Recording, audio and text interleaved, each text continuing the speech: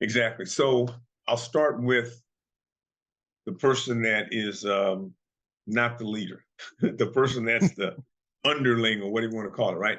So you have to be, or you should be, in my opinion, you should realize that you don't work for man.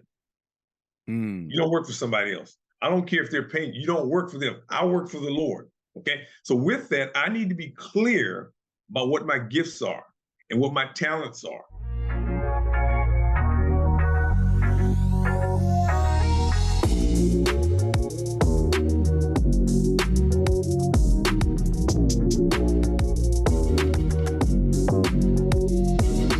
Let's impact some men today. I think we're gonna do a great job. What's going on, guys? Welcome to the Modern Man Podcast, where we connect men in pursuit of their potential. Join us as we embrace discomfort, cultivate community, and put wind in each other's sails. And if you're ready to take your personal and professional growth to the next level, be sure to like, share, and subscribe to the podcast. And don't forget to check out the Noble Knights Mastermind group, where you will find a group and the support, accountability, and mentorship you need to achieve your goals.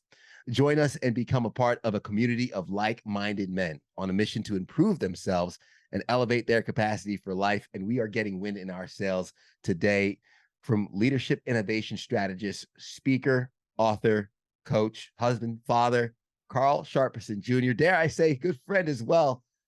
Mr. Sharperson, it's a pleasure to have you on the podcast, sir. The pleasure is mine, man. I want to grow up and be just like you. I don't know, man. I'm trying to be like you, so maybe we'll land somewhere in between, and the world will be a better place for it. But I want to make sure that you have an opportunity to talk to the audience directly before we hop into our conversation. So thank you for being on the show. The microphone, the stage, the podcast is yours. Please address the folks at home or on YouTube and let them know who you are, what you do, and we can get to chatting a little bit. Outstanding. Carl H. Sharperson Jr., born in Washington, D.C., lived in Washington, D.C. for 14 years. I'm the grandson of a Virginia tobacco sharecropper. Lived in an environment where everybody looked like me. At the age of 14, my dad decided to move us to Spotsylvania, Virginia, just south of Washington, D.C., where nobody looked like me. Integrated school there, had a lot of life lessons about leadership and how do you survive and thrive in an environment where you're not wanted. Took those learnings. My high school coach was the third most influential person in my life. He's the one that sent the recruiter to my high school to recruit me to play football at the Naval Academy. And I didn't know what the Naval Academy was. And it was only 90 miles up the road, primarily because there weren't a whole lot of people that looked like me. Tried to get in, could not get in because I was not academically competitive. They offered to send me to a prep school in Texas, learned to study for the first time, entered the academy, played football, graduated, entered the Marine Corps, was a pilot in the Marine Corps for 5.5 years, flying off of ships all over the world. Decided to get out of the Marine Corps after 5.5 years, worked for Procter & Gamble in Albany, Georgia, Cincinnati, Ohio, for 7.5 years, primarily in manufacturing, engineering, and operations. Then I went to work for Frito-Lay in Indianapolis, Indiana for 3 years. Then I went to work for Colgate-Palmolive in Topeka, Kansas. For 6 years, I was a plant manager of a union facility and learned in all the different environments that I worked in, including unions and military, that everybody wants the same thing. They want to be loved, they want to be respected, and they want to be successful. After being in Topeka, I wanted to live closer to family, so I took a job as the vice president of manufacturing for Dunlap Slaughter in Westminster, South Carolina. Worked there for a year. My boss and I agreed to disagree. And then I decided to start up my own business doing speaking, business consulting, executive coaching. And then I've authored 2 books, Sharp Leadership, Overcome Adversity to Lead with Authenticity, as well as Sharp Leadership, Parenting Principles for Rearing Young People. I love the Lord. My role and goal is to help individuals and organizations gain clarity. That's the first thing. The second thing I do is allow them to get strategy. And then the last thing I do is allow them or help them create a roadmap so that every day they are moving forward towards their goal. Been married 36 years. I have a 35-year-old son, lives in Minneapolis, Minnesota, and a 32-year-old daughter that lives in Alexandria, Virginia. Glad to be here. It's fantastic. And I must say, and I was saying in the pre-interview, You have been one of the most recurring guests I have personally had on a number of different platforms. The Modern Man, you've given us your time and expertise before, and we speak a lot on the topic of leadership and overcoming adversity to lead with authenticity. That's really embodied in the story that you've lived, which is why it's been so helpful and honestly a blessing to have your knowledge and expertise on this platform. And in researching you yet again for a third time, I wanted to touch on something that we haven't mentioned, right? I wanted to lean into something we might not have discussed in our previous interviews to give the audience something new. And I want to talk to the approach of the capacity of people and how they operate. Because I saw something you mentioned. Most people are operating at 50% of their capacity. Why is that? And how do we tap into that other 50%? Because I can only imagine for anybody listening, the very first thing that could help them in life is learning how to tap into that other 50%. Yeah, I think there's a couple of reasons for that. One is a lot of people are working in an environment that they may be good at, but they don't like doing, right? Yeah. 80% of the people are working in careers that they did not go to school for. The other thing that happens is because of the lack of leadership, I use the 80-20 rule a lot. I only believe that there are 20% of the leaders in any organization, in any part of the world, any career, that are good leaders. The other 80% are not good leaders, in my opinion. Don't share the same principles that I do. So you have a combination of somebody being in the wrong role and a combination of a leader not giving them good feedback and developing them. That's why they're only working at 50%. What changes if you could take somebody in the wrong role, put in that leader though, and you could change an organization? So I'd like to kind of attack the question in two areas. What changes with somebody in the wrong role, but the right leader? And then what's that magic sauce if you have somebody in the right role with the right leader? Exactly. So I'll start with the person that is not the leader, the person that's the underling or whatever you want to call it, right? So you have to be, or you should be, in my opinion, you should realize that you don't work for man. You don't work for somebody else. I don't care if they're paying you. You don't work for them. I work for the Lord. Okay. So with that, I need to be clear about what my gifts are and what my talents are, right? And we need to be so confident in that. And I need to listen to what people say. But if they're saying some negative stuff, I'm not always taking that in, right? I want to listen, but at the same time, I'm going to kind of I'm going to put it in my mouth, chew it up. I'm going to spit out the bones and keep the nutriment. So the things that I can use, I'm going to keep. So if I'm not going to use, I'm going to spit it out and reject it, right? But you need to always be willing to listen to people that are different than you, that think different than you, because you always want that feedback, because that always helps you grow. So you need to be clear about what your gifts are and what you bring to the party and where you want to go, okay? So no matter who you have above you, you should have that going on, right? Now, if you're the boss, the flip side is if I'm somebody's boss, I'm the person that's paying their paycheck or giving them development or leadership, I want to make sure I understand what they want to do and what their gifts are. That's important to me, to know what they are. I want to put them in the right world. I want to give them opportunities to maximize their potential, right? So that's kind of the two-edged sword of kind of attack that. Hey guys, Ted here. Hope you're enjoying the episode, but really quick, I wanted to interrupt just to get you ready for the transformative experience, The Modern Man Retreat, 36 hours to build your six-figure life. Join us January 19th to the 21st for a weekend of growth, connection, and empowerment. Delve into powerful workshops, form lasting bonds, and rewrite your story alongside top facilitators like Brandon Powell, Zach Blakeney, Kyle Langley, and myself, Ted Phaeton. Limited spots are available, so make sure to lock in yours right now.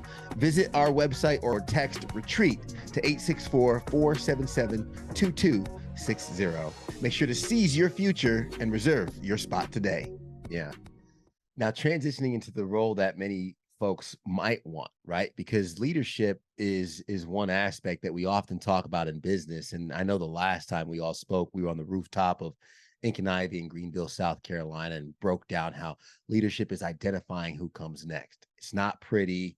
And if you can't find leadership without, you find leadership within, or create and cultivate that leadership within.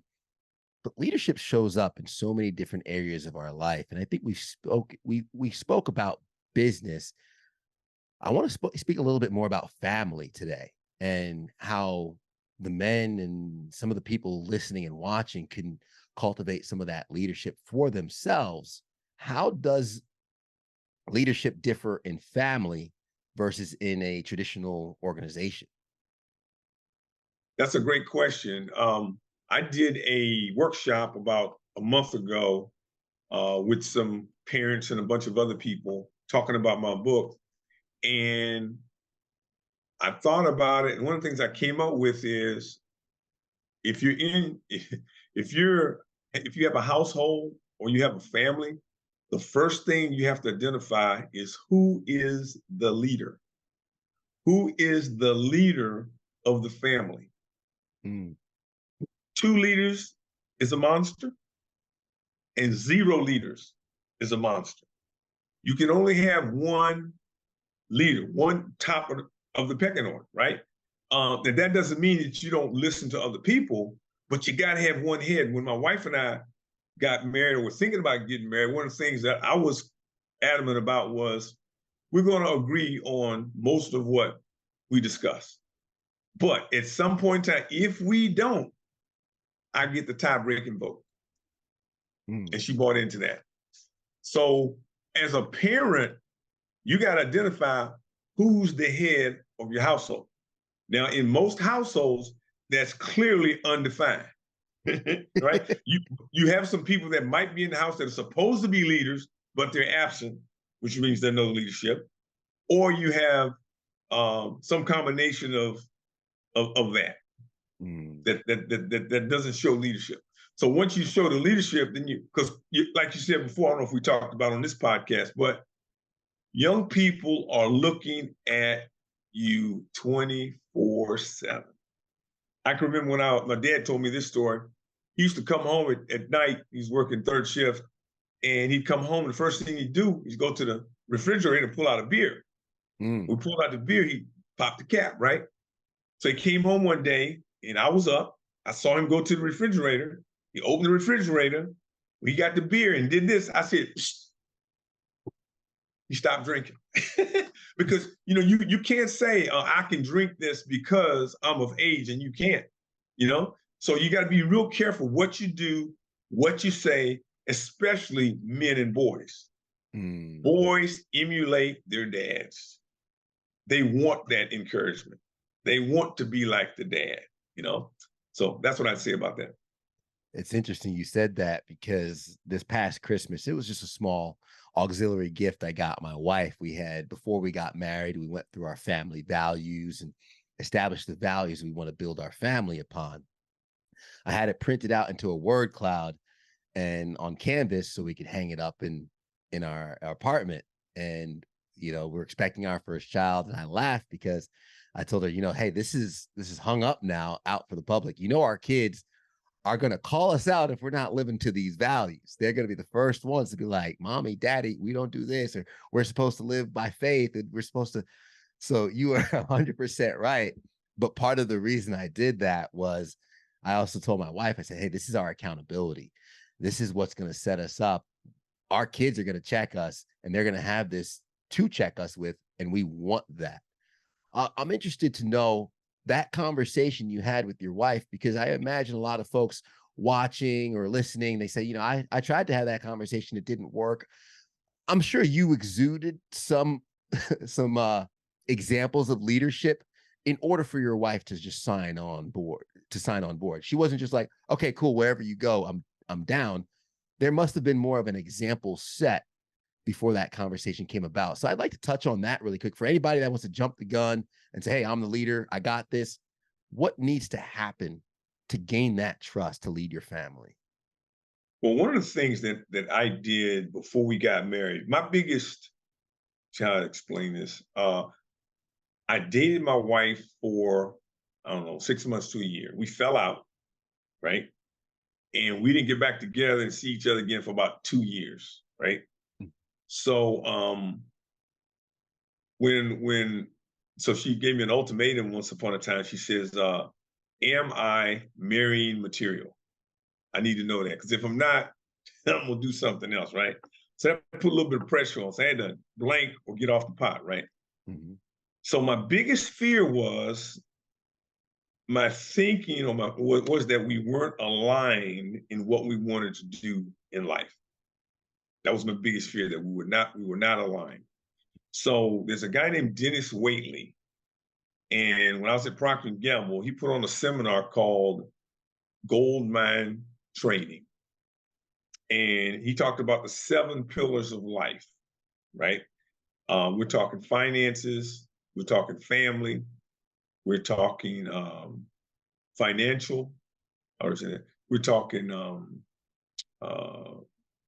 social, we're talking faith, we're talking career, and these 7 principles are in everybody's life. So in the process, what he did in this workshop was we had to go through and you take those 7 pillars and you put them on a piece of paper, and then you start brainstorming what you want to do in your life, whatever you want to do in your life. So let's say I want to have 6 kids. Okay, put that under family. Let's say I want to go to a social club. Okay, put that under social. Let's say I want to make $1 million. Put that under finance. Say I want to be healthy. Put that under physical, right? So you do that. You just brainstorm. You spend some time brainstorming. At some point in time, you stop brainstorming. Things kind of dry up. Maybe a day, 2, 3 week, whatever. Okay, that's the first step. Second step is you prioritize those items in the columns. So let's say you got a career. Number 1 career is to have flexibility. Number 2 is to have the ability to do my own thing, whatever it is. Anyway, so you have 7 pillars with them ranked in priority 1 through whatever.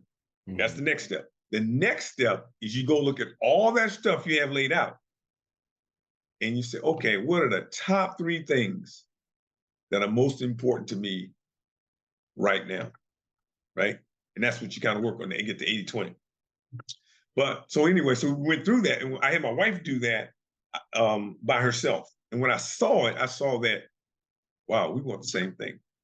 So from that platform, I had an idea that we wanted kind of the same thing. And you know, she bought into the fact that a man is the head of the household, you know, if the man does what the man's supposed to do. so That part. Yeah. So and that's kind of how we did it. Yeah. Well, I think what was so fantastic about that was we want the same thing. And the value I take from that is understanding what you wanted to start and your wife understanding what she wanted. And then that just becomes a conversation. Is like, are you going to get us there or am I going to get us there? Right. Because we've already done away with, well, where we're going to go, what's going to happen. We want the same thing. We know where we're going. So are you going to get us there or am I going to get us there? When it comes to leadership in family, and you did mention, you know, if the man's doing what he's supposed to do, there is an importance of building, I would say, that communication, building that foundation for what one day, God willing, would be the introduction of a child. How did the foundation for you, your family, or how would someone build a foundation to welcome in a child into the world? Because we've heard before, you know, the baby's not a Band-Aid, and just having a kid isn't going to change whatever's going on in the relationship. So if anyone thinks, oh, well, we'll be better when a kid comes into play, you know, there's a lot of challenge towards that thought process and that mentality. How do you build that environment, build that partnership for welcoming in a child? Well, I think it starts with the parents being on the same page, agreeing to be on the same page when that child comes in, because your child will, and I think it's human nature. If the parents are not on the same page, the child will pit the parents against each other, and that's the worst thing that you can have happen, right? Yeah. So at some point in time, you gotta go in with a united front, even if you don't agrees, but you got to go in on a united front, right? Now, that's tough when you have two parents under the same household. Now, you start talking about blended families and divorced families and all that kind of stuff, it adds another level of complexity. So now not only do you have to be on the same page, that ex and their husband need to be on the same page, saying the same thing. And really the probability of that happening is pretty slim. It's real slim. But that's what needs to be done in order to have healthy kids that are that are going to be good stewards of time and healthy mentally and physically and things like that. Yeah, 100%. And we just want to raise good people, right? And good young children. Yeah, the other thing I want to say about that too, Ted, is there's two people in this world that I am responsible for. My wife and I are responsible for two people. If it wasn't for us, they would not be here, right? So with that, I need to understand that, treat them like that, and live my life like that. That's my thing, right? Yeah. Now, that doesn't mean that there's going to be some tough love. I'm not going to give them everything they want because that's not healthy. But I got to understand that my number one obligation outside of God is to make sure that they get what they need to be productive and healthy as they can. Yeah. And a lot of this questioning, and I've been very transparent in the fact that, my wife and I expecting our first kid, which is why I'm using this platform to have this discussion in terms of family growth, leadership within the family, and also with your most recent book, Sharp Leadership, Parenting Principles for Rearing Young People. What was the inspiration for the writing of that book? What was the inspiration for you putting your knowledge and your experience through parenting into written form? That's a great question. I wrote my first book, and after my first book was out, people would say, "Do you have another book in you?" And I said, then if I was going to write another book, it would be about my children and the stories about them. So during the pandemic, I saw so many parents struggling with the rearing of their kids. It was just in my face. Everything was magnified. So on the 3rd of August of last year, I went in for a routine colonoscopy, was diagnosed with colon cancer, and had 6 inches of my colon taken out. During that time period is when I wrote my book. I put it to pen and wrote the book, and it was in my head because it's all stories about my kids. And just like my first book, the way I live my life is this happened, what did I learn, and what can I do differently? So these are stories about my kids. Their name's not in them, but it's all stories about them except for one. And my experience, my wife's experience, and their experience. My wife and I substitute taught in the school system for about 15 years. In my book, I talk about a process on how do you have a conversation with the teacher. That's a win-win situation, And if you are a parent and you are not engaged with their education, it doesn't make any difference, really, if you're homeschooled. You can homeschool, you still got to make sure that they're getting what they need. Charter schools, same thing. Public schools, same thing. It doesn't make any difference. The parents, in my opinion, have to be involved. They need to know what they want their child to do. They need to know and make sure that child gets it. And it's not going to be an easy road, but that's important. Being consistent with what you do, what you say, and how you say that is very important. I talk about leaving the nest. How do you prepare your children so that when they're 18 years old, they're able to have all the skills that they need to leave your house, right? They need to be able to manage their money. They need to have healthy relationships. They need to know how to find the Lord and worship with people. They need to be able to manage their money. They need to have good work ethic. They need to have good communication skills, writing skills. They need to have all that stuff when they leave your home. And even if you send them off to a quote unquote Christian school, there are always wolves in sheep's clothing. The book is what I call a playbook for rearing a child in life. It talks about how you make every situation a teachable moment. Every time that child does something or there's some activity, make it a learning experience. right? He talks about social media, mental health, bullying, and he talks about living a healthy lifestyle.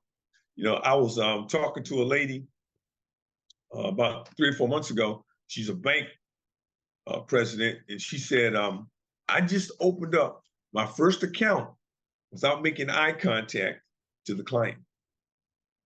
20-year-old Clemson student, never made eye contact. That's pandemic type stuff, so folks are doing this, no social awareness, So I talk about how do you avoid that. There ought to be certain times that a child does not have a phone because there's certain times that they need to go to bed and get some rest and get some sleep. But anyway, I've got all that in my book. My take on, how to do it. Yeah. What would you say from, I guess, your experience, as much as you can share a little bit on the podcast for anybody, myself included, who will be looking down the pipeline of raising young adults at some time? What would you say was the biggest lesson and the biggest blessing from parenting?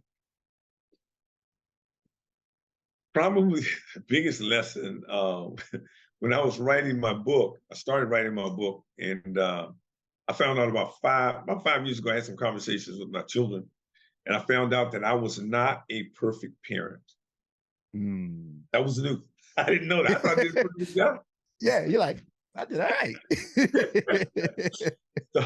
So the biggest learning is just being able to listen.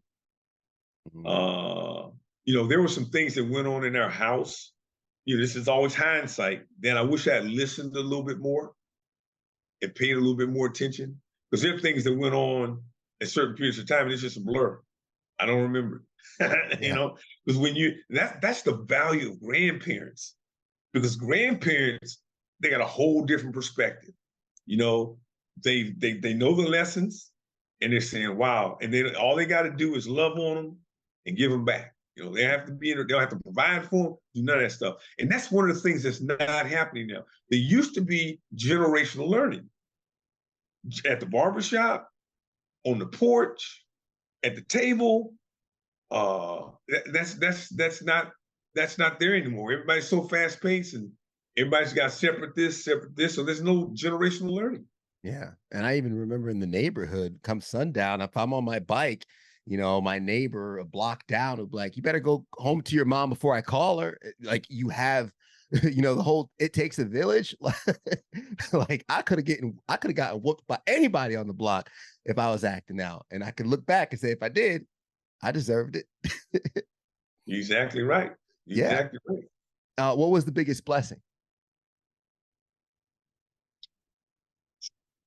Biggest blessing. The biggest blessing was probably to see my children matriculate and they know the Lord, they love the Lord, they live healthy lifestyles, they build good relationships.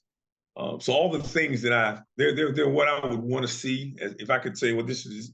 So they came out or living the life that I'm really proud of. So that's probably the biggest learning, that the stuff does work. And again, I was mulling through. And as I was mulling through, one of the things I was listening to Tony Robbins, I think it was, and he talks about learning from the best of the best. So as I was navigating with my kids, I would always identify parents that I thought did a good job with their kids. There was a couple in Cincinnati, Ohio, Floyd and Jackie, and they had 3 kids. One was, one got a PhD in physics, one was a lawyer, and one was got an MBA at Wharton. They all graduated from Howard undergrad, right? So they were in college when I met the parents, right? And they talked about what they did to get them to that level. And there were certain things that they did. One was, when they had parent-teacher conferences, they would have their child there, and the child was expected to listen and be a part of the conversation, right? The other thing that they did was they had a pool table in their basement, and everybody in the neighborhood wanted to come over their house to play pool. So Jackie had them over the house. They were always there. So she was pouring her values into the neighbor's kids, as opposed to allowing somebody else to pour the values in the class. So she's vetting the kids that her kids are around, right? Today, you got kids going to the neighbor's house, they don't know what's going on, Yeah. you know? So that's a very strategic thing that I saw. Those two things are examples of what I saw of how do you rear healthy and happy, productive young people. Yeah. And I mean, I think of my parents who every time I'm like, I'm going to so-and-so's house. Whose house? Jonathan's house.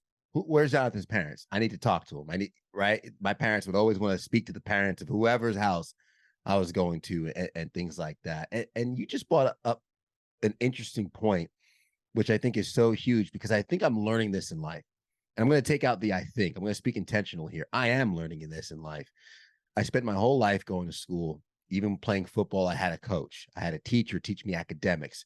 And after I graduated and entered the real world, I identified most people don't know what they're doing. And because of that, I've leaned into mentorship. I've leaned into others. I've leaned into books to help me advance through life. And what was once thought of just self-development and business mentorship, you just mentioned parenting mentorship, seeking others that have done well, have done a good job with their kids, defined the same way. Who has the result that you want? Ask them what they've done. I guess touch on that really quick in terms of the humility it takes to ask someone else how to raise your kids, because I think a lot of people can get defensive. My kids, I could raise them how I want to, which yes, you have every right to do so. But the humility it takes to look at somebody else and say, hey, what'd you do? And how can I apply that to me? Yeah, well, I think it really speaks to the character of the person that needs the help. And this example of looking for parenting mentorship or a career mentorship or spiritual mentorship doesn't make any difference. Mm-hmm. The best, and this is one of the things that I wanted one of the most valuable lessons I think you can teach or impart on your children or anybody else in this world is being willing to seek and accept feedback and learning, right? So it all starts with that because so if you don't do that, that means you think you know everything. That's a problem. That's a big problem, you know? Yeah. And if you think about somebody that you have a lot of respect for, you could just meet them or you've known them for a long time, right? One of the things that exudes that I've noticed over time is all those individuals are very humble. Mm. And they will talk more about me than about themselves. You know, that's a commonality. Now, the flip side of that is if I meet you for the first time and all you're talking about is I, me, then I'm gonna treat you like my mother said, I'm gonna treat you with a long-handled spoon. Because you got issues. You think you run the world. That's a problem. Mm-hmm. You're not willing to learn. It certainly is. It certainly is. Being willing to learn. And I'll be honest here, we're almost coming up on our time, but this is an important question I want to make sure I ask, just because, being just attentive into the world, looking at really I guess, some of the volatility we live in. Sure, inflation's crazy. There's divisiveness going on.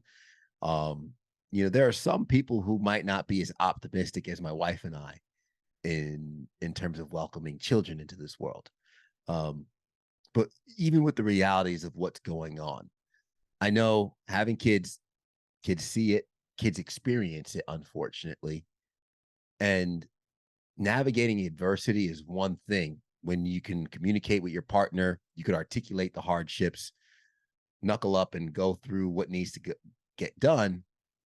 But I imagine it's different when you're maybe speaking to a child, someone in their adolescence. How can you show up through adversity and articulate challenges to kids? And I know you mentioned making it a teachable moment. I'm interested to hear a little bit more on that.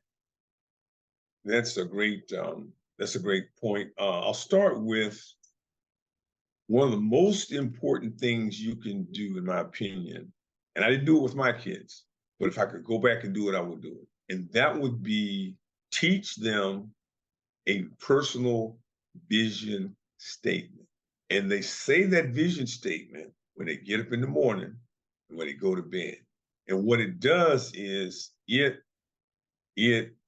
puts positivity, and who they are in them every day to help combat some of the negativity that they're going to get, right? Mhm. No, I'm not that person you say I am. It's not what you call me. It's what I answer to that's important. So a simple vision statement, as long or as short as you want it to be, and you say it with the child. Maybe you take them to, and it's so powerful because the mind is where it starts. And Mhm. if you can get some positive stuff in the mind on a daily basis, it makes a huge difference. A huge difference. What else was I going to say? And then the other thing is there's certain things that you can tell your child or not tell your child depending on the situation as well as depending on their age. So you have to communicate what's age appropriate, right? Now, here's the trick that is so difficult today. One of the things that's so difficult today. You talked about your parents wanting to know who the parents were when you visited somebody's house. Okay. So now and today, do you know all of your friends, all of your kids' friends who have a phone that has access to anything that they want? That's the game changer. That's the game changer. So with that, you got to understand that, right? And deal with that. There are ways to do it, but it's a lot. It's same process, but you got a different tool that you got to deal with. Yeah, that's a complete game changer. And it's parenting in the 21st century, which that's where my gray hairs have come into play. I don't even have kids yet. I don't even have kids yet. What would you say is, and I think this is kind of a serve up question where I know the answer, but what's been the most important leadership role you've found yourself in? The most important leadership role, I think, being a husband and a father. Yeah, that's again, I'm responsible for a couple of people. When Yeah. when I worked for Procter and Gamble or Frito Lay, I didn't create them. I don't owe them nothing. Yeah. And then the thing about it is, family relationships are some of the toughest to deal with. Mm. Okay, you're talking you're talking husband and wife, parents and children, in-laws and outlaws, cousins, exes, steps. If you just do the research on a family business, 9 times out of 10, third generation, the business explodes. Wow. You got an uncle, you got a cousin or brother or somebody that just doesn't want to do right. Yeah. Somehow we got a pea in the pudding or something like that. Yeah, yeah. I was gonna close with one more question. Yes. Last question as we're coming up on our time, and we mentioned earlier, we laughed and alluded to the fact, a lot of men, they want to be the leader of their family if they're doing what they're supposed to do. Um, I want to speak to our audience because I know our audience are ambitious men looking to be their best selves, step up, show up for their families, their communities. What are some of the quick tips, maybe some advice you would give to any man out there who wants to uh, be a leader of their family, who wants to show up for their family and do good for the community around them? Yeah, it's I don't want to say it's easy to do, but there's a lot of opportunities. It's important to be on the same page with your wife. Mhm. There's so many, there's so many things that can happen today that you never had to worry about 50, 60, 70 years ago. For example, once upon a time, a man married a wife. Okay, so they're married. Um, they had very distinct roles. The mother bore the children, took care of the house, took care of the kids. The husband went out and farmed and or killed and provided for the family. Very clear and defined roles. They needed each other. They needed each other. Let's fast forward to today. Wife's making good money. Husband's making good money. Wife says, I don't need you. I don't need your money. Right? I can do what you do. I'm making the bread. The husband say, I can take care of it. So anyway, so you got those unclear roles. That's why you gotta clear up the roles and make sure that you're on the same page. And that doesn't mean the roles can't change, because you could be in an environment where both parents are working, right? Husband loses his job. Wife's making good money. Kids need to be taken care of. Okay, let's work this thing out and do what we need to do to get through this thing. Vice versa. And it doesn't make any difference how you do it. You got to be on the same page and have the kids and the family as the first priority. I love that, because I've identified, weaknesses and strengths between my wife and I, where she has the gift of the correspondence, I'll call it, where, let's say, case in point, we had a flight, our wedding that was kind of rerouted. We had to get tickets back. Airlines saying, nope, we're not giving the tickets back. I do a couple calls. I talk to a couple people. They say, nope, nope, nope. I came to the end of my rope. Last email I got in, I was like, oh, it's a no. My wife said, oh, no, no, no, no. She cracks her knuckles. She sits down on the keyboard. At that point in time, her area of expertise. At that point in time, I'm cheering her on. Go ahead, send that email, send the correspondence. I'll give you the number. Let her operate in her expertise, because what she does, she gets the amount of those tickets in voucher form 2 weeks later, because that's what she does. But to your point, it's finding out what your strengths are, what your weaknesses are, how you accentuate that, how you can help each other out towards the same goal of that outcome, and you can execute together. It's not about gender roles. It's about strength roles. It's about where do we operate in the best and get the most fruit out of our labor for putting this in. I love that. And I want to make sure, as I've mentioned, we've had you on the podcast one way or another 2-3 times. And that's just because, just from your intro alone, we could have spoken about your time at the Marine Corps. We could have spoken about your time in corporate leadership, your consultation. I know we spoke a lot about family leadership today, but this is just the tip of the iceberg to the breadth of your knowledge and your expertise. So I want to make sure that our audience has a way to contact you, get in touch with you, read your book, both books, and also utilize your expertise if needed. So, Carl Sharperson Jr., how do folks connect?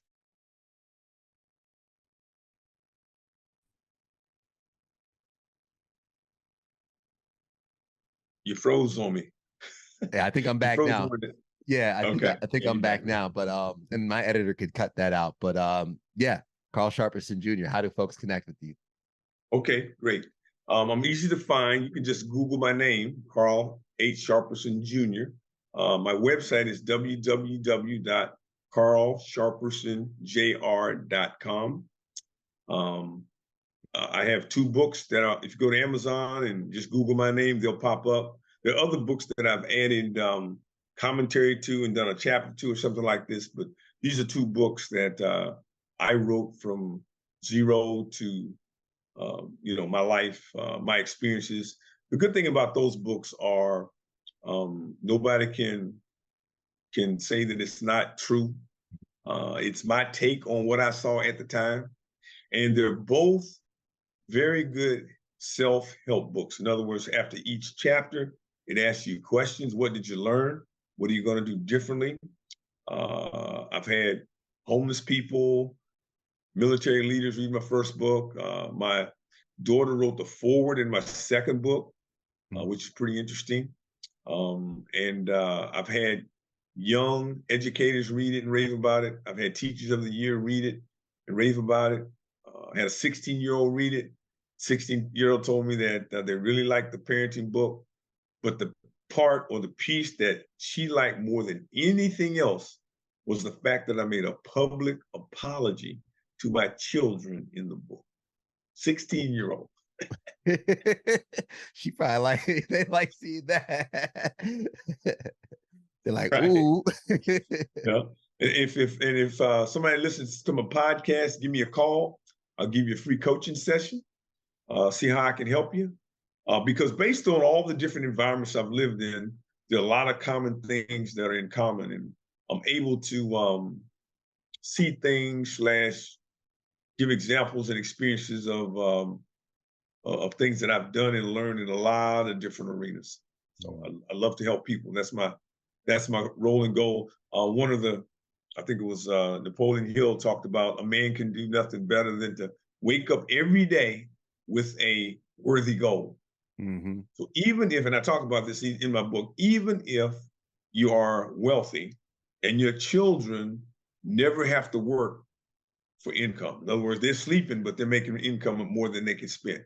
Even if you have a child like that, that child needs to be able to get up every day and find purpose in their life.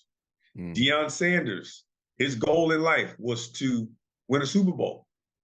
He won the Super Bowl. After that, he says, wow, is this all it is? Ran his Mercedes off a ravine, tried to kill himself, right? And you can see that same scenario can happen to young people that are given everything that aren't clear about what their purpose is in life and what value they bring in life. That's fantastic. That is fantastic. My last question, usually a heavy one, and with the experiences you've had, I'm interested to know what the answer for this question is going to be. What is something you've seen or something that's happened to you in your life that shapes the way you view the world as a man?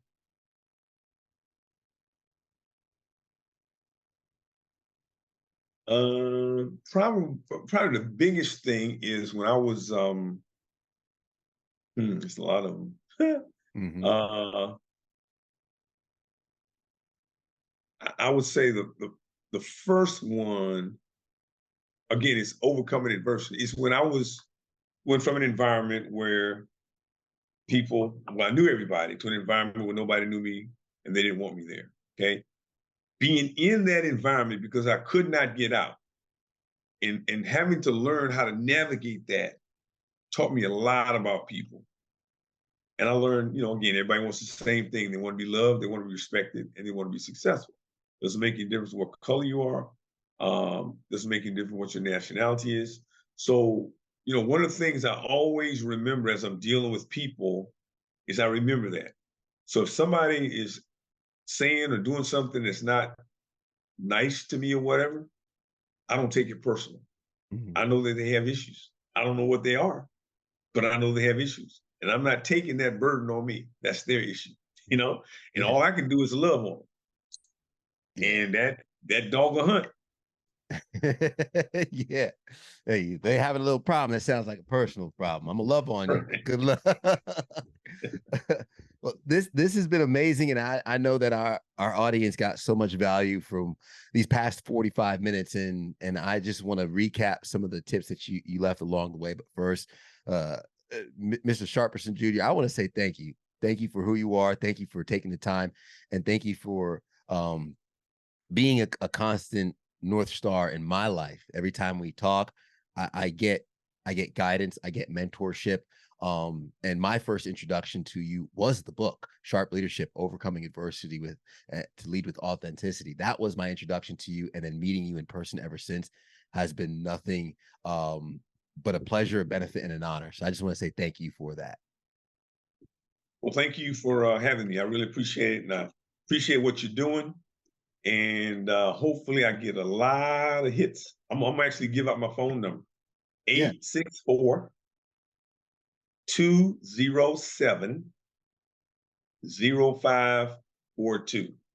And I'll leave your audience with this.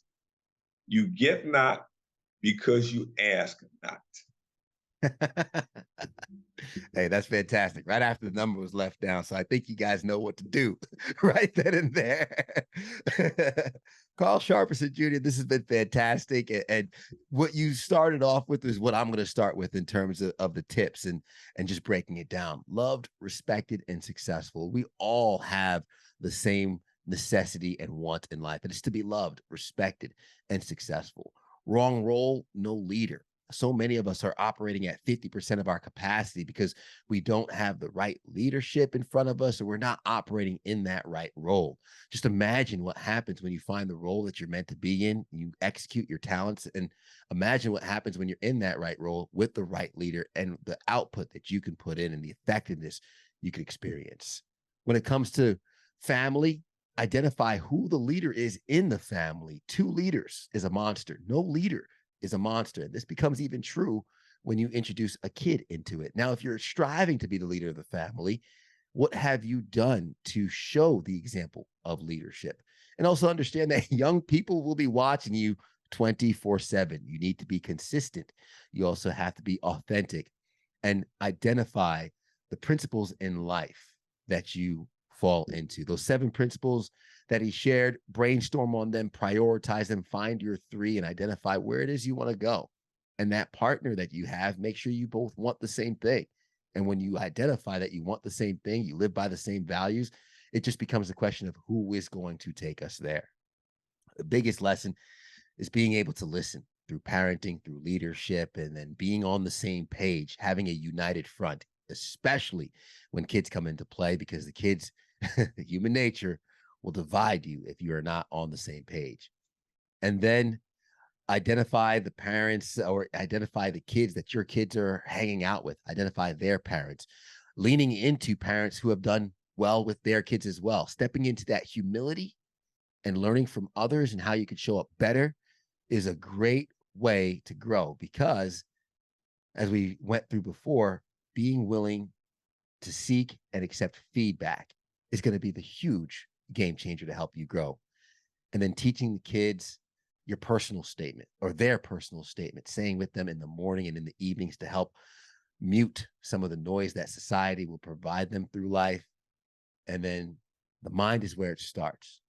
If you start with your kid's mind, start with your mind, continue to grow. You ask not because you have not. There is a number on this podcast that you can call for somebody to help you out through the adversity in your life, and to lead with authenticity. With that being said, we would love you to be the leader in your circle by sharing this with some people that you know can get value from it. Hit that like button, hit that subscribe button to get a new episode each and every single week, and leave us a rating to let us know how we're doing. That truly is the best compliment you can give us. And as we always say at the end of the episode, everybody wants the sunshine, but they don't want the rain. If you can't get the pleasure without first the pain. Let's grow.